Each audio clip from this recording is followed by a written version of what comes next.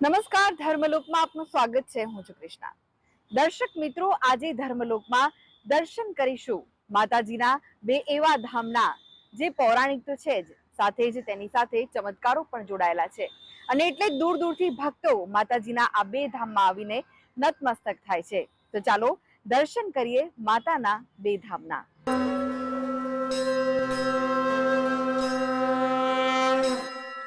ગુજરાતનું એક એવું ધામ જ્યાં નથી લાગતા તાળા. જી હા, આપે બરાબર સાંભળ્યું. ભારતમાં માત્ર બે જેવા સ્થળ છે કે જ્યાં દુકાન કે મકાનોમાં તાળા નથી લાગતા, કારણ કે અહીંયા ચોરીનો કોઈ ભય નથી. એક તો આવેલું છે શનિ શિંગરાપુર, જ્યાં લોકો તાળા નથી મારતા, અને બીજું આવેલું છે ગુજરાતના ભગુડામાં. અહીંયા માં મોગલના બેસણા છે. મોગલ ધામમાં આવતા ભક્તોની અતૂટ આસ્થા માતાજી સાથે જોડાયેલી છે. ત્યારે માં મોગલનો શી ઇતિહાસ છે અને કેમ ભક્તોની આસ્થા આટલી જોડાયેલી છે તેના વિશે જાણીએ. દેશ વિદેશથી લાખો શ્રદ્ધાળુઓની પરમ આસ્થાનું ધામ એટલે ભગુડામાં મોગલનું ધામ. ભગુડા ગામ એ જ મંગલધામ. ભાવનગરના મહુવા તાલુકામાં પ્રકૃતિના ખોળે ચકલીના માળા જેવડું ગામ એટલે ભગુડા. ખુલ્લા હરિયાળા ખેતરો, અમી નજરોથી છલકાતા ભગુડા ગામમાં આઈ મોગલના બેસણા છે. આ ગામમાં આઈ મોગલ હાજરા હજુર છે. ભાવનગરના મહુવા તાલુકામાં પ્રકૃતિના ખોળે ભગુડા ગામ આવેલું છે, જ્યાં આઈ મોગલ બેઠી છે. આ ગામમાં જ્યાં માં મોગલ હાજરા હજુર છે, અહીં અનેક પાવનકારી ઘટનાઓ બની છે અને આ ધામ કથાઓ સાથે જોડાયેલું છે. દેશ વિદેશથી આવતા હજારો લાખો શ્રદ્ધાળુઓની પરમ આસ્થાનું ધામ એટલે ભગુડા માં મોગલનું ધામ. માત્ર ગઢવી, ચારણ કે આહિર જ નહીં, તમામ જ્ઞાતિના લોકો માં મોગલના દરબારમાં આવે છે. માં પાસે માનતા માંગે છે અને માં તેમની દરેક મનોકામના પૂર્ણ કરે છે. અહીં આવી ભક્તજનોને પરમ શાંતિનો અનુભવ થાય છે. આશરે 400 વર્ષ પહેલા માં મોગલ, અમે બેનપણીના નાતા રૂપે માં મોગલ અહીંયા આવેલા છે. એમાં એક ખાસ એવું બનેલું કે અમે મલધારી લોકો અહીંથી ભગુડા દુષ્કાળના હોવાના લોભે ગીરના જંગલમાં ગયા અને ચારણ આઈમાના નેહડા પાસે અમારું નેહડું બનાવીને રહેતા હતા. એમાં ચારણ આઈમાં માં મોગલને પૂજતા હતા, કાયમ દીવાબત્તી ધૂપ દીવો કરતા. અમારા માંડીને થયું કે આ માતાજી શું છે, એ માતાજીનો ઇતિહાસ જાણ્યો અને માતાજીને ખૂબ પૂજા અર્ચના પછી કરી. છેલ્લે ઘરે આવવાનું થયું તો કે હવે આ માતાજી મારી સાથે જોવે મારે કે જા તને માં મોગલ આપ્યા. બેનપણીના નાતામાં કાપડા રૂપે માં મોગલ તને આપી છે. એ ત્યારથી માં મોગલની સ્થાપના એ ગોખલામાં એ લોકો આવ્યા પહેલા શ્રીફળ, નાળિયેર, ચૂંદડી અને એક નાનું એવું ફળું એ ગોખલામાં માતાજીની સ્થાપના છે. ત્યારથી માતાજીને અમે 400 વર્ષથી અવિરતપણે અમારા કુળદેવી કરતા વિશેષ પણ અમે માનીએ છીએ. એક હાથમાં ખડગ અને બીજા હાથમાં નાગ, વિખરાયેલા કેશપાશ, ત્રિલોકને શાતા આપતું તેજસ્વી ભાલચંદ્ર અને સૂર્ય સમાન પ્રકાશવાન ભક્તો માટે, સ્નેહ અને દુષ્ટો માટે અગનજ્વાળા વરસાવતા આઈના નયનો. આઈ મોગલનું આ સ્વરૂપ જોઈને સુર નર મુનિ સૌ કોઈ દેવીની સ્તુતિ કરે છે. માં મોગલ પારંપરિક પૂજા અર્ચના કરવામાં આવે છે. અહીં માના ધામમાં ભક્તો દૂર દૂરથી આવે છે અને માને લાપસીનો પ્રસાદ ચઢાવે છે. અહીં લાપસીનો પ્રસાદ ધરાવવાનો વિશેષ મહિમા છે. કહેવાય છે કે માં મોગલને લાપસી અતિ પ્રિય છે. ભક્તો લાપસીનો પ્રસાદ ધરાવીને ધન્યતા અનુભવે છે. લાપસીનો પ્રસાદ લેવાથી તમામ મનોકામના પૂર્ણ થાય છે. ભગુડા ધામમાં અન્નક્ષેત્રની સેવા પણ ઉપલબ્ધ છે. માઈ દર્શને આવતા શ્રદ્ધાળુઓ અચૂક માનો પ્રસાદ લે છે. ભક્તો અહીં માતાજીને 16 શણગાર અર્પણ કરે છે, જેને તરવેડાનો એક ભાગ કહેવાય છે. એવું પણ કહેવાય છે કે ભગુડા ગામમાં ક્યારેય કોઈના પણ ઘરે ચોરી નથી થતી, કારણ કે અહીં માતા મોગલનો પાવન પ્રતાપ છે. દર મંગળવાર અને રવિવારે અહીં ભક્તોની ભારે ભીડ જોવા મળે છે. ચૈત્રી અને આસો નવરાત્રીમાં માને રીઝવવા માટે ભક્તો અહીં ઉમટી પડે છે. માં મોગલના ધામ સાથે કથા જોડાયેલી છે. ચારણ કન્યા બ્રહ્મચર્ય ધારણ કરીને વર્ષો સુધી શક્તિ ઉપાસના કરતા દેવીમય થઈ જાય ત્યારે ખુદ મોગલ શક્તિ સ્વરૂપ બની જાય છે. ચારણ સમાજમાં અનેક આવી દીકરીઓએ સમયાંતરે મોગલ સ્વરૂપ ધારણ કર્યા છે અને પરચા પૂર્યા છે. એટલે આઈ મોગલ એ આસ્થાનું સ્થાનક છે. અને માતાજીની કૃપા એવી છે અમારે કે કોઈ પણ પ્રકારના અમારે તાળા મારવાની જરૂર રહેતી નથી.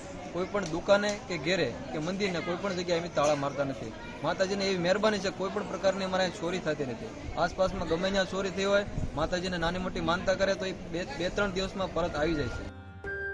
નવા મંદિરમાં શ્રદ્ધાળુઓ માટે રહેવા, પ્રસાદ અને વિશાળ મેદાનમાં વાહન પાર્કિંગની સુવિધાઓ ઊભી કરવામાં આવી છે. મંદિરનો વિકાસ કરાયો છે, પરંતુ આજે પણ અહીંની પરંપરા બદલવામાં નથી આવી. ભગોડા ધામમાં મોગલ માતાની મૂર્તિના બદલે ફળુ પૂજા થાય છે. મંદિરમાં કાલ્પનિક મૂર્તિઓની સ્થાપના કરાઈ છે, તેમ છતાં માતાજી ફળા સ્વરૂપે જ છે. ભગોડામાં કોઈ ભૂવા કે ભૂઈ નથી. શ્રદ્ધાળુઓ ગમે તે સમયે માતાજીના દર્શન કરી શકે તે માટે મંદિર 24 કલાક ખુલ્લું રહે છે. ભગોડાનું મોગલમાએ અસંખ્ય પરચા પૂર્ણ કર્યા છે. જે કોઈ શ્રદ્ધાળુઓ શ્રદ્ધાથી માનતા કરે તેને અચૂક લાભ થતો હોવાના દાખલા મોજૂદ છે. તો ભગવાન કૃષ્ણ પણ આ મોગલને માનતા અને દ્વારકાધીશ મંદિરના ઉપરના માળે જે શક્તિ સ્થાનક છે ત્યાં મોગલનું હોવાની માન્યતા છે. મોગલ પાસે શસ્ત્ર નથી, તેમના હાથમાં કાળો નાગ છે અને તે આ નાગની ચાબુક વડે પોતાના છોરુની અનિષ્ટ તત્વોથી રક્ષા કરે છે. આ મોગલ સેંકડો વર્ષોથી પૂજાય છે અને તે માત્ર ગઢવી જ નહીં પણ દરબારો, કાઠી, રાજપૂત, આહિર, ક્ષત્રિય સમાજમાં પણ પૂજાય છે. આ મોગલના ગુજરાતમાં અનેક સ્થાને બેસણા છે જે મોગલધામ તરીકે ઓળખાય છે. Dharmalok desk, GSTV. ડાંગમાં આવેલું છે તુળજા ભવાનીનું મંદિર, જેની સાથે જોડાયેલો છે શિવાજી સાથેનો ઇતિહાસ. અહીંયા એક અખંડ જ્યોતના પણ દર્શન થાય છે. તો ચાલો જાણીએ માં તુળજા ભવાનીના મહત્વ વિશે, તેમના ઇતિહાસ વિશે અને કેમ ભક્તોની આસ્થા આ મંદિર સાથે જોડાયેલી છે તેના વિશે. ડાંગ જિલ્લાના આહવા તાલુકામાં આવેલા ધવલીદોડ ગામમાં તુળજા ભવાનીનું પૌરાણિક મંદિર આવેલું છે. મંદિરમાં બિરાજમાન માતાજીનું એક સ્થાનક નજીકના ડુંગર ઉપર પણ છે. પર્વતની ગુફામાં આવેલા મંદિરમાં ચૈત્રી નવરાત્રી અને શારદીય નવરાત્રી દરમિયાન આ મંદિર ખુલે છે. આ ગુફામાં જઈને દર્શન કરવા માટે માતાજીની કૃપા જરૂરી છે. જે ભક્તો ઉપર માતાજીની કૃપા હોય તે જ આ ગુફામાં જઈ શકે છે. વર્ષો જૂના આ મંદિરમાં પૂજા કરતા પૂજારી સયાજીભાઈ ઠાકરના જણાવ્યા અનુસાર મંદિરની લોકવાયકા મુજબ મંદિરમાં બિરાજમાન માતાજી સ્વયંભૂ છે અને તેમની સ્થાપના શિવાજી મહારાજે કરી હતી.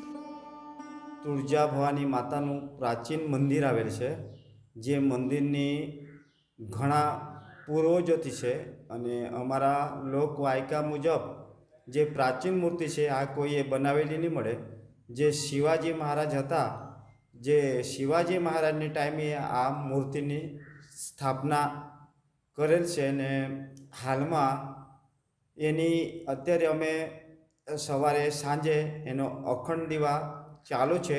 અમારા આજુબાજુના ડાંગ જિલ્લામાંથી કે મહારાષ્ટ્ર કે ગુજરાતમાંથી એના ઘણા લોકો દર્શન કરાવે છે ને માતાજીનો જે કોઈ દુઃખી, કોઈ બીમાર હોય, કોઈ નિસંતાન હોય, જે મુજબ આની જે પૂજા કરે અને એને કંઈ માનતા રાખે તો જે માનતા લોકોની પૂર્ણ થાય છે. આ મંદિર અનેક રહસ્યોથી ઘેરાયેલું છે. મંદિરમાં 10 થી વધુ નાના મોટા ચમત્કારિક પથ્થરો છે જેની પણ રોજે રોજ પૂજા કરવામાં આવે છે. દરેક પથ્થરમાં દૈવી શક્તિ છે જે ભક્તોની મનોકામના પૂર્ણ થશે કે નહીં તેમજ મનમાં મૂંઝાતા પ્રશ્નોના જવાબ આપે છે. જે કોઈ ભક્ત માતાજીનું ધ્યાન ધરીને મનમાં પ્રશ્ન પૂછી પથ્થર ઉચકે છે તેને ચમત્કારનો અનુભવ થાય છે. ચમત્કારિક પથ્થર સહેલાઈથી ઉચકી શકાય તેવો હોવા છતાં તેને હલાવી પણ શકાતો નથી. તે રીતે જમીન પર ચોંટી જાય છે અને એટલે જ લોકો દૂર દૂરથી અહીંયા આવીને પોતાને મૂંઝવતા પ્રશ્નોના જવાબ મેળવે છે અને માતાજીના સાક્ષાત્કારનો અનુભવ કરે છે. અને જે તુળજા માતાનું મંદિર છે એના પ્રત્યે અમને બહુ જ શ્રદ્ધા છે. એ શ્રદ્ધાથી અમે મંદિરમાં આવીએ છીએ ને જે હકીકત મારા મનમાં થોડા ઘણા પ્રશ્નો હતા કે જે બાબતે એક વખતે મેં પથ્થર ઉંચાઈક્યું અને મનથી માતાને કીધું કે શું આવું થશે એમ. ત્યારે એક વખત પથ્થર ઉચકાઈ ગયું ને જે હજુ પણ આ તુળજા ભવાની માતા ધવલીદોડ ગામે છે અને જે હકીકત હજુ બી એમાં સત છે.